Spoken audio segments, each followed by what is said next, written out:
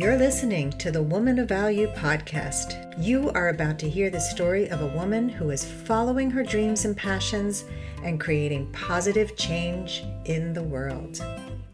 As I was walking to my car, getting ready to drive home, I thought, screw that.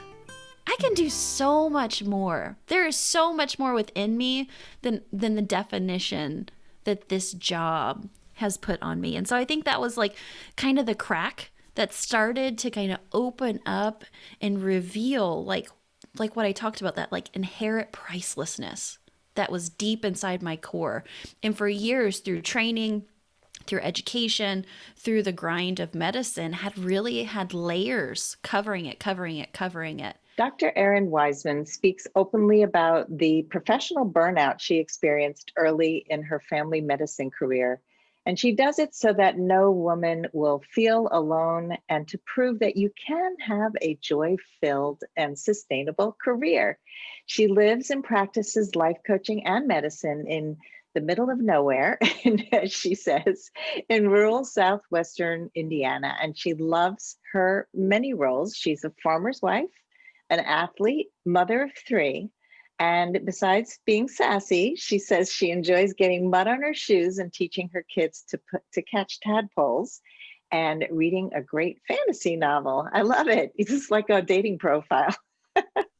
Exactly. So let's start with the question I ask everyone. What does woman of value mean to you? It was such a good question. I was so glad that you prepped me ahead of time for it. But a woman of value to me knows her worth, and not her assessed worth on external factors and what we are pigeonholed into, but her inherent pricelessness. Her inherent pricelessness. And I love that you brought up the external factors, because man, are we totally sucked into that external thing when we need to get all of that approval from the outside.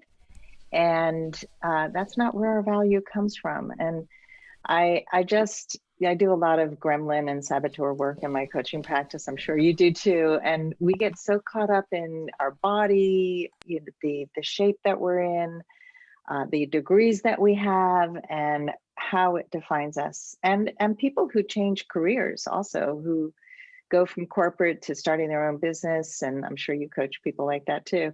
And it's like, oh, well, I was that, and who am I now? Or yeah, that we could talk about that for an hour. But I would love for you to share your woman of value moment, that moment that you discovered the value that you have. The big pivotal, what I call my 2x4 moment, because it's either you listen to like the tickle in your heart or you get the 2x4 upside your head, was when I was sitting across from my CMO, Chief Medical Officer, trying to explain about how I was feeling as a new attending, and like something was not working, and him telling me, well, no matter what you figure out, Dr. Weisman, we look forward to having you for the long extent of your 30+ year career. And that just hit me like a ton of bricks, because I thought, this is all I'm ever going to be? This is all that I'm ever going to be measured on, is what I'm doing right now inside of the four walls of my practice? I am made for so much more. I remember walking, after I got the pat on the head and like told, hey, go back, do what you're supposed to be doing. As I was walking to my car, getting ready to drive home, I thought, screw that. I can do so much more. There is so much more within me than the definition that this job has put on me. And so I think that was like kind of the crack that started to kind of open up and reveal like what I talked about, that like inherent pricelessness that was deep inside my core. And for years, through training, through education, through the grind of medicine, had layers covering it. And I really think that was like the pivotal point, the eureka moment that was like, or maybe not. Or actually the plan I just put in front of you about working part-time and coaching my peers, actually I can do that. So Was it that you didn't want to be put in a box or feel limited? Is that what really was like, whew? I think it was not put in the box, but also realizing I didn't have to follow those rules if I didn't want to anymore. I'm a very type A, straight lace, take notes, do all my homework, do all the right things, check all the boxes kind of person.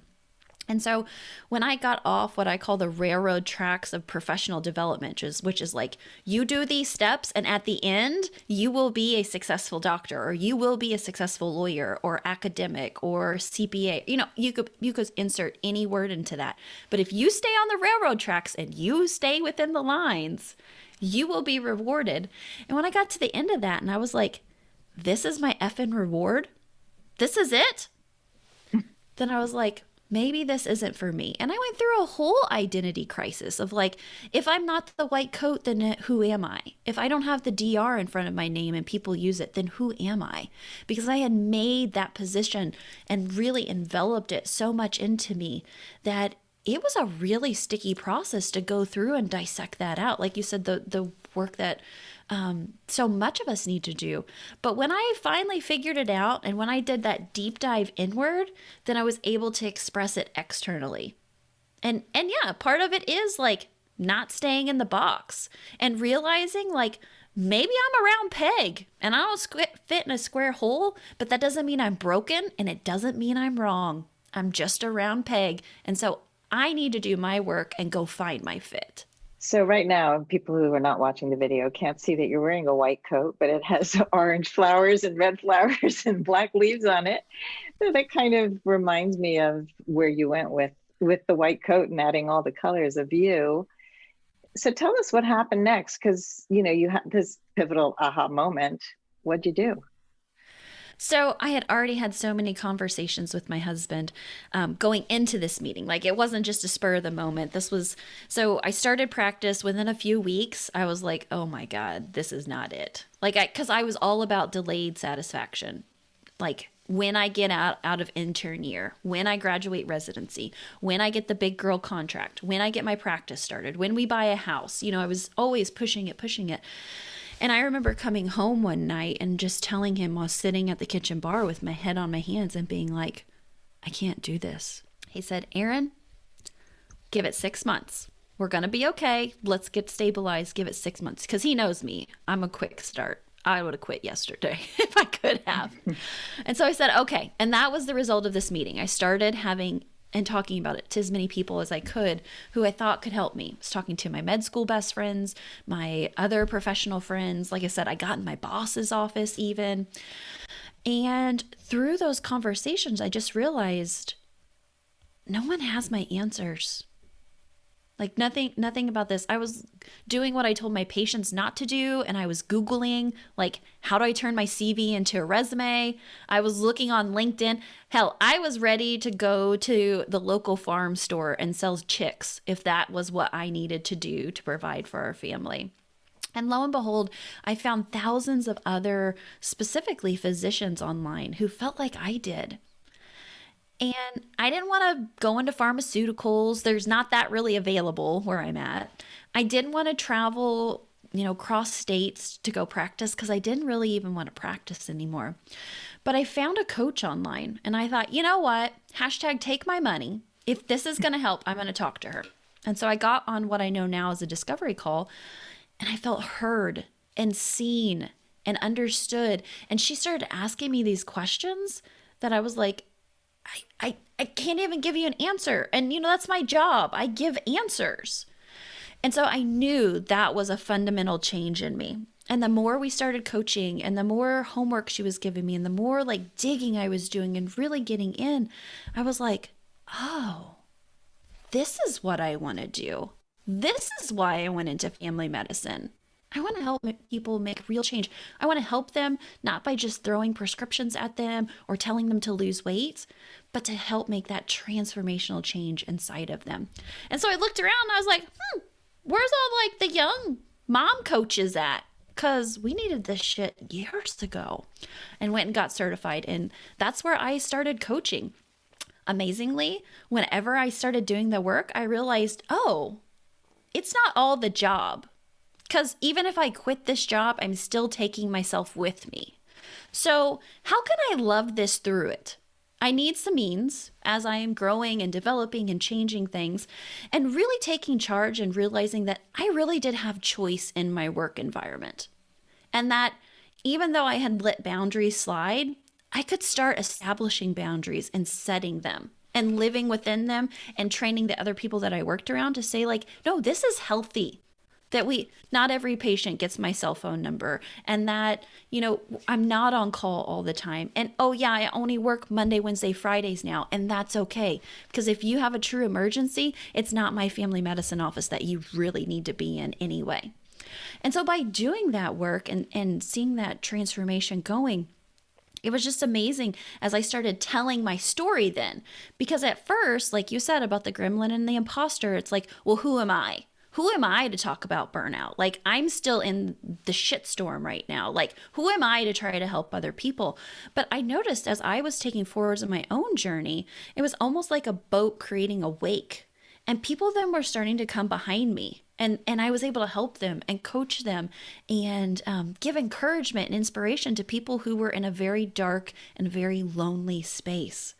And so now, 6 years in the future, it's so exciting to say, yeah, if I can do it, you can do it. If I can love my career, if I can have more fun and make more money, I know you can do it. And so it's not been easy, but guess what? Like, I don't want easy. But what I do want is fulfillment and joy. And that's exactly what I work to put into this world. What a great story. And I can so relate because I've pivoted careers so many times. And it's a process. It's like that digging, okay, I'm good at this, but I'm not so fulfilled. And in my life, I was great at art. That was the thing I was known for. And how do you make a living? Like, even in college, nobody taught me how do I actually create a business around art and make money. Is that a sellout? Like, and I did make money, but I didn't want to just support myself in this field. And while I was married, I supported my husband as a writer. He's a comedian. And so I wrote comedy. I did like 50,000 things. And through that process, I think I also found my bliss, which was I'm good at writing. I didn't know that before. I'm good at the big picture. I didn't know that before. So there were little breadcrumbs, and I think we don't always follow them. We think, oh my God, I'm like total ADD career-wise, and I've done so many different things. But I think just to have permission to go from art to comedy to directing to editing film to getting a coaching certification. And what motivated me, and I know this is about you, but you're just bringing up because I remember the process of I wanted to feel well used, and I wanted to feel that the time I spent was also valued monetarily. Those things were important to me, and creativity. And coaching met all of those needs for me. I felt like, art was like mostly one-offs where people could never pay me enough for the amount of work and heart that I put into it. Coaching is the gift that keeps on giving. It's that amazing feeling you have when you can make a difference in somebody's life and really help them expand into their fullest version of who they are. And so your story is just inspiring my story. And that's why it's important to share stories. Absolutely. Because, just as you're talking and I was talking, like, we see ourselves in others. And it's so validating to be like, oh, I'm not some Fruit Loop who like went off the path and is like now the black sheep of the family. And you're right. Like, when you get to your end of your life, what do you really want to feel? There's a great research paper that a hospice nurse did when she asked dying patients of hers, like, what was your greatest regret at life? And the one that always sticks out to me is that they stayed at the job that they hated for so long. And so my words to myself, and what I hope that my children either put on my tombstone or say when they dash my ashes into the ocean, is like, damn, she really lived. That's how I want to go out. So I'd encourage our Love it. listeners too, like, what is it? What is it at the end that you want to epitomize, and then start living it today. Don't wait. Yeah. Yeah. And we're taping this during the pandemic, which was a big wake up call for a lot of people. You know, we were restricted in certain ways, but it really had us think to ourselves, what is important? What does it all come down to? And, you know, connections, who are we? Are we staying in horrible jobs, horrible relationships? And is it time to move on and live our life? Whose life are you living? I mean, really, that was a question I had to ask myself. And so, yeah, I think know that you're living full out, and I love it. So tell us, you know, I love that you decided you can do the work in medicine with boundaries. And boundaries, man, that's my jam. I love boundaries. I teach a course on boundaries. We're creating Boundary University with like mini courses in boundaries. So so describe, like, what does it look like today? What does your life look like? When I started working with my coach, one of the questions she asked me is, how do you want to feel like when you get up in the morning? And I gave her these requirements. I want to get up without an alarm clock, because I had been doing hospital call for years. I had been doing nursing home rounds. My kids were always the first ones dropped off in the morning, like as soon as they unlocked the door at daycare, and they were the last ones to be picked up, and they were locking the door behind us. And so mine was, I want to wake up without an alarm clock. And at night, when my head hits the pillow, I want to say, well done today.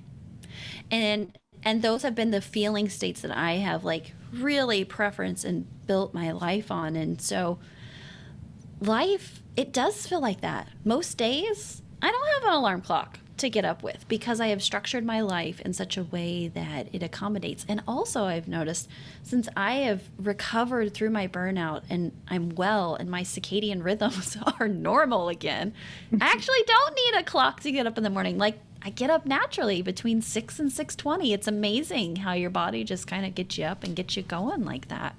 And so life feels like that. Now, not every single moment. I mean, we got our hashtag life struggles here with Team Weisman. That is 100% for sure. But what the major difference is giving myself the space to say, instead of, oh, I got to keep pushing, I got to keep working, like I just got to get my head down and get through this day or this week or this month or this rotation or whatever. Now I give myself the space to say, like, well, is this working? Is this okay? And at any point, I have the like pull down lever where I can like stop it if I want to, and purposely deciding every single day, like, no, I'm in this. This is what I want to do.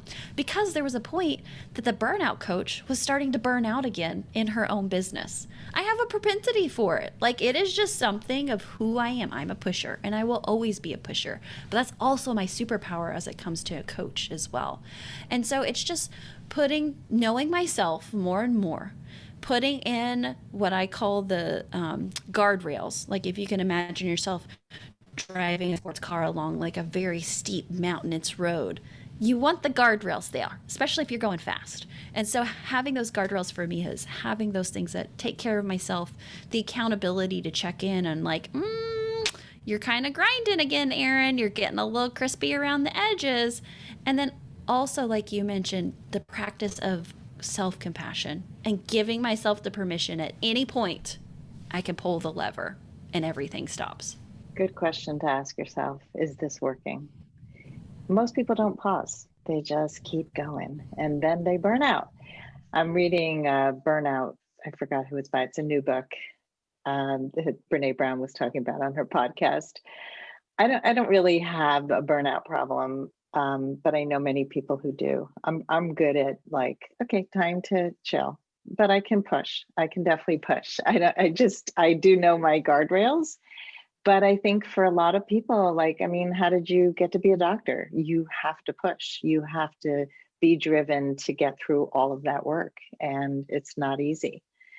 So, you know, and I think many, many people in the giving professions and the healing professions, heart-centered, we tend to not have boundaries. We tend to not take care of ourselves. We take care of everybody else. And so learning to prioritize, what do I need? Is this working? Really, really important. So you're balancing medicine and coaching. Is that how your life looks? You said certain days you're coaching, certain days you're doing medicine. I am. And and I think that's a really important point to give to anybody out there. It's not all or nothing. You don't just have to quit your job and like do this whole new scary entrepreneur thing. Like I tell people I'm a hybrid physician, and I get to figure out what that flow looks like. Now, it wasn't something that just fell in my lap. There was definitely some skills, and that's what I love to teach my clients is like, these are the things that they should have taught us as well, in addition to, cardiovascular system and statin drugs and all these other things. Like, they needed to teach us that, like, if it's not working, here's how you go after what you want. Of course, first you need to identify what you need, what you want, and then how to get them. And so putting those skills in place for my life, it's been really fun. So I eventually did leave that family medicine office. I had a pretty nasty non-compete that I had to wait out, and I couldn't do family medicine in my area. And as you mentioned, my husband's a farmer, so we weren't going to pick up and move farm ground. Like, it just stays in southern Indiana come rain or shine.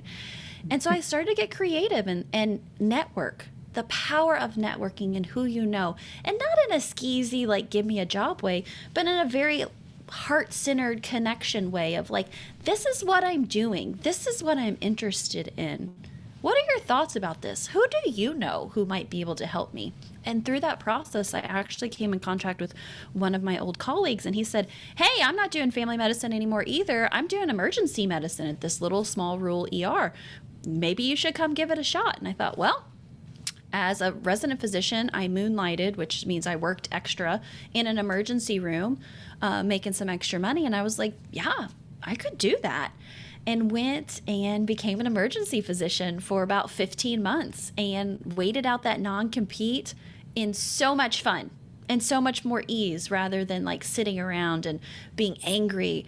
I just leaned in creativity and I leaned into my connections. And like the patron saint Brene Brown says, like being vulnerable and saying like, hey, I'm going through a transition right now and I don't have any idea exactly what it looks like, but this is what I'm thinking. Who do you know? How can you help? And it was through that then that I kind of knew that was my bridge job, that was what was going to get me through the gap until I got on the other side to see it. When I got there, I jumped into coaching full time and I thought, this is it. But what I realized, there was still a little doctor-sized hole in my heart that I still wanted to keep doing it. And so since then, I've had several super fulfilling jobs of where I get to marry my doctoring skills and how I can show up best in the workplace. And that doesn't look like 5 days a week. Maybe that looks like 1 day a week or 2 half days a week or once a month as a director. And so, yeah, I'm still practicing medicine and I'm doing it the way that I want to do it and really stripping off of like, well, this is how it has to be.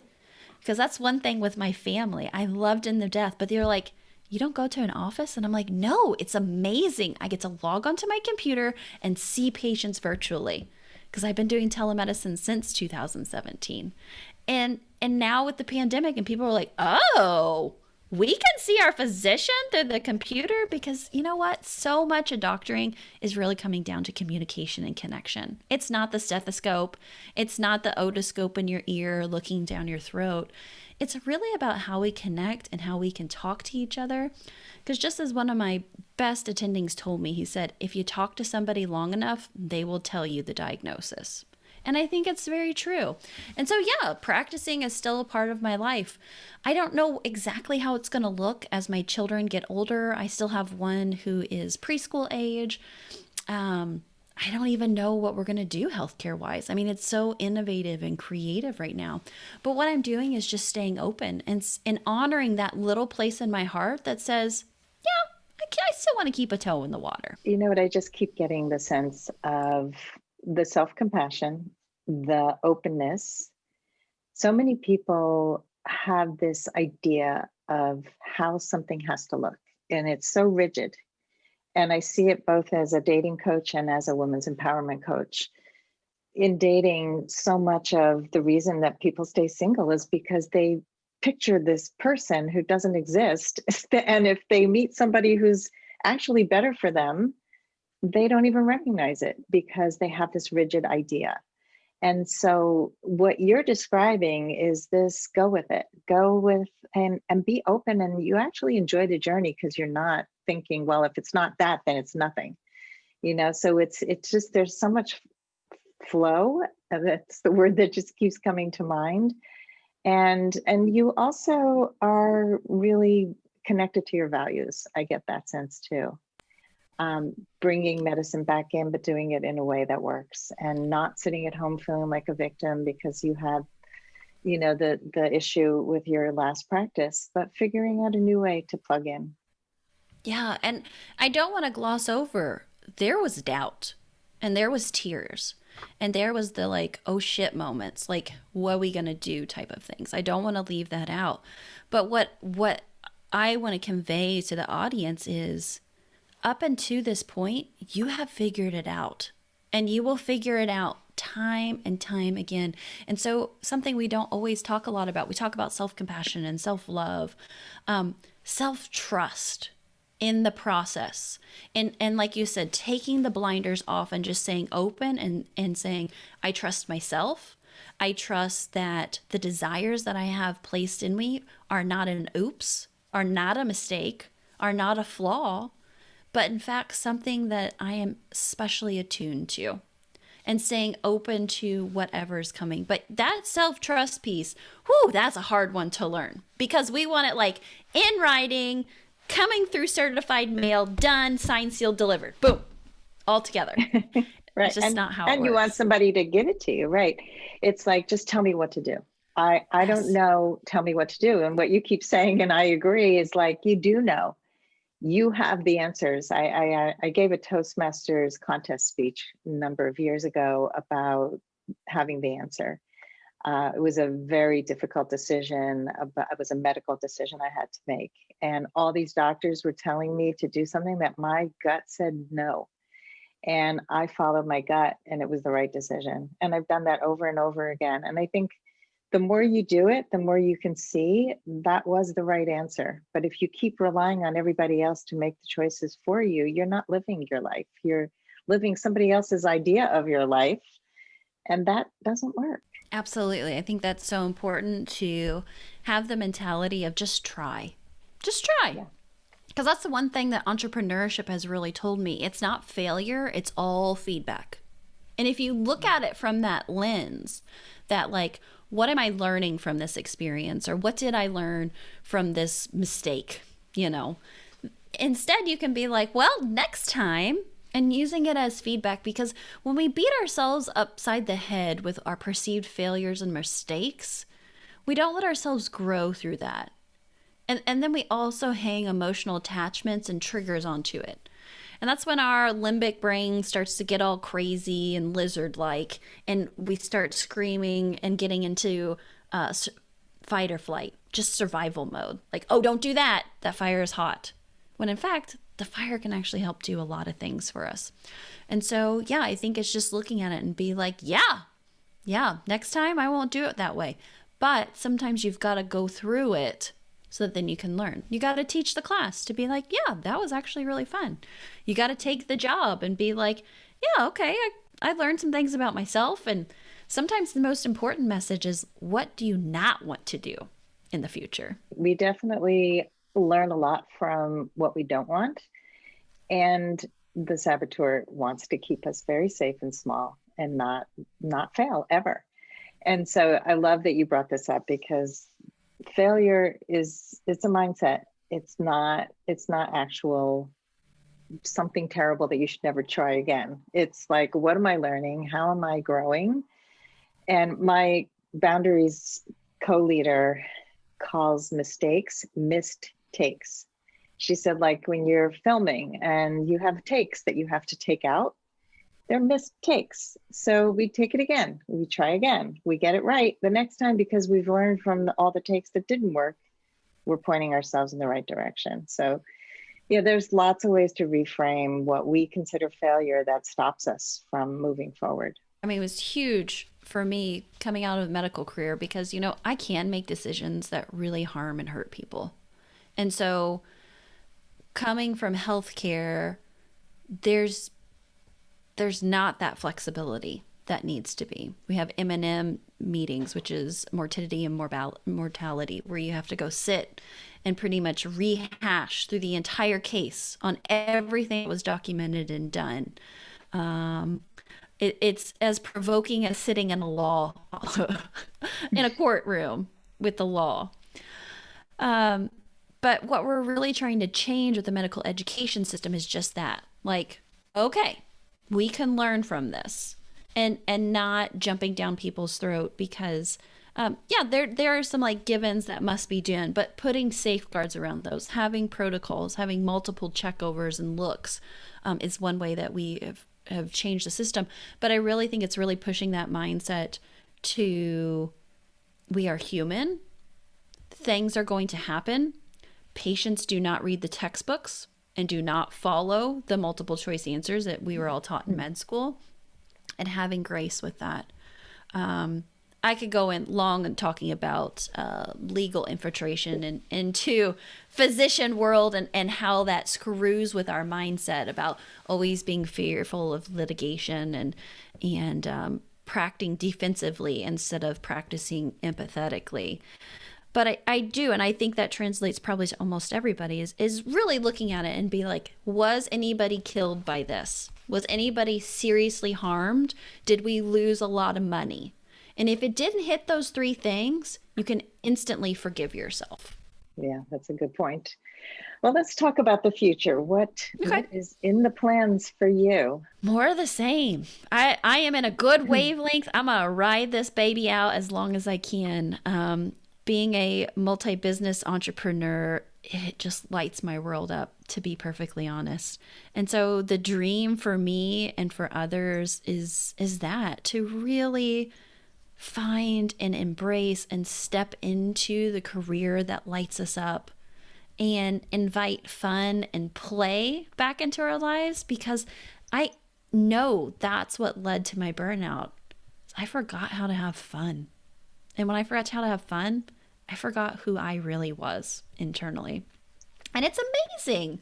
When you start living a life that is joy-filled and fulfilled, you make more money.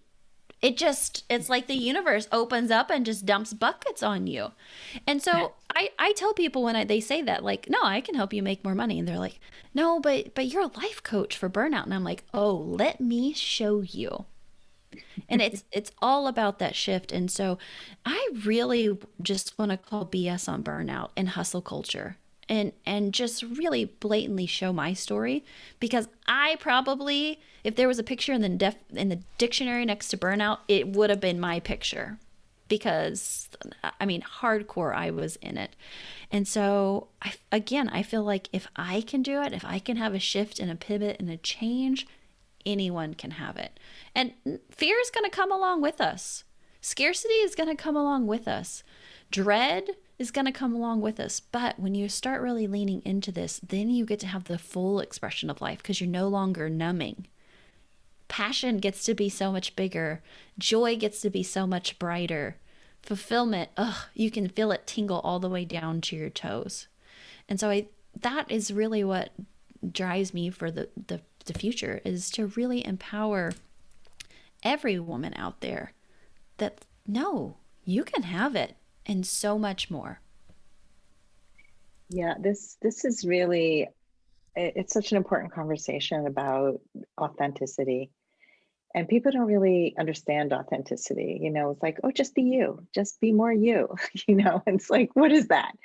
But what it is to me, and what you're expressing is that full expression of who you are. It's like, don't hold back on who you really are and what you really want to say and what you really want to do in this world. And, break a few rules and start to trust yourself. And, and it's just important to tap back in. I see so many people living on a treadmill, and it's like, where are you going? Where's the end? Is it just like, let's save more money and make sure we deposit this in the 401k and the IRS and this and that. It's just like, where is the living part? You're on this treadmill and then you die. And it's like what you said about the hospice nurse. I mean, that was like such a beautiful book that she wrote about what she discovered from people who were dying. People have regrets, and I don't want to live a life of regrets. You don't want to live a life of regrets. And the way out of that is to tap into this conversation and do the work. And I think too, it's like knowing that we're all going to have some kind of regrets, but what are the regrets that you can live with that don't keep you up at 3 a.m. at night? I mean, we had to pick a path. 2 roads diverge in a wood, and I picked the one less traveled by. And like, yeah, do I regret maybe like, oh, if I'd tried to stay a little harder or done some things? That's absolutely there. But you know what? Those are the regrets that I can live with. And I just challenge everybody to sit back with that. Yeah, it's really, and again, you keep coming back to, it's not just this one path and it's linear and it's all joy, and there's bumps in the road and there's feelings, and then those, but dealing with that helps you to access all the outer edges, because if you're just living right down the center without really experiencing the highs or the lows, you're just living in this neutral kind of dead-ish place that doesn't have the full expression of you. So let's go to the lightning round. Are you ready? Sure, let's do it. All right, let's do it. So, Errin, I used to think I wasn't blank enough. I wasn't qualified enough. Oh boy. After all that type A stuff, isn't that you weren't amazing? qualified. And I when that answer fell out of my mouth after I was writing it last night, it's like, I think that's a really important point. Like, I have the doctorate, I have all the boxes checked, and yet there's still that piece of like, ooh, are you good enough? Do you have enough? And I just want to empower even the person who's never been to college or didn't finish high school or didn't do that thing. Even if you had, you may still doubt that. Because I do. Yeah. And you could go to college and get lots of degrees and then change careers and never use those degrees, right? So there's a different path for everyone. I have 2 out of my 3 kids did not finish college. They are happy, successful people, and they are very driven in other ways than the path that other people thought they should take. Let's talk about the number one thing that held you back from becoming a woman of value. I call it my invisible rule book. So it's the journal that I wrote down everything that I saw as a child, heard as a child, was told as a child, matured into a teenager and young adult. But little did I know that rule book wasn't shared with everyone else, and nor was it divine, that those rules could actually change. And so it was all the, well, I should and I shouldn't. And a good woman would be like this, and a good mom would do that, and a good doctor would wear this. And so when I finally got my fingers on the invisible rule book and started to see how it creeped into my life, and that actually the pages could be rewritten, thrown away, burned, recycled, it really was a trigger point to help me springboard forward. Love the invisible rule book. I'll have to remember that one. What is the best advice you can give to a woman who wants to become more empowered? Surround yourself by other empowered women, because we are energetic beings and we are not meant to do this journey alone. And if you want to become an empowered woman, you go sit next to them and listen and ask questions and just absorb what they're doing and how you want to be. I think community, it's an essential human need. And now more than ever, we complain about the internet, but it's also a place where you can find that connection. I'm the only female physician in my county in Southern Indiana. So you better believe empowered female physicians, I had to really go looking for them. But now I am so eternally grateful for the women that at any point I could pick up my cell phone, text, or call them, and they would be instantly available for me. And instead of by looking at them and saying, oh, I wish I was like them, they're doing so much better. You know, all the mind drama that we go into. Now I look at them and I remember, like, high tide raises all boats. And I'm not going to compare my beginnings to their middles, but I know if she can do it, I can do it. And using it as an example of riding the coattails rather than a compare and despair. Such an important part of growth is knowing you can't do it alone, looking for others to support you, and not thinking that they're on a pedestal. I used to do a lot of pedestals. And oh, I could never do that. Well, you know, she has this special gift that I don't have. It's really just learning that you're maybe one step behind, and you can learn from them and do it your way. That's great. Okay. What advice would you give your younger self? Take the trip. That huge through this past year of 2020 of there were so many times where I'm like, oh, the kids are too little, or, oh, do we really have enough money? The advice to myself is buy the plane tickets, pack the bags, take the trip. That's a good one. I mean, I look back at the cross-country trip I took in my 20s with a guy I had just started dating. And he was like, hey, I'm going to be taking a car across the country. You want to come with me? I'm like, yeah, I'm coming. I did not really know him. He was studying for his MCATs. He was like an MD PhD candidate. And so he spent the entire trip studying. Within like 4 days, we were ready to kill each other, and we spent weeks together. But I remember the beauty of sleeping in all the national parks across the country and going back through Canada through the national parks. And it was the most enriching experience. I learned to deal with his craziness. And I have a memory of taking the trip. You got to seize the day. I love it. What's something that people often get wrong about you? I just talked to somebody earlier today and they were like, you look like this like small, petite, like good farmer's Midwestern wife. And then I heard your podcast and you're throwing F-bombs around like crazy. I like that. Yeah, so they have this idea you're this sweet little thing who doesn't say F-bombs and doesn't do all the things you do. That's great. Exactly. And finally, Errin, the final question. How would you like to be remembered?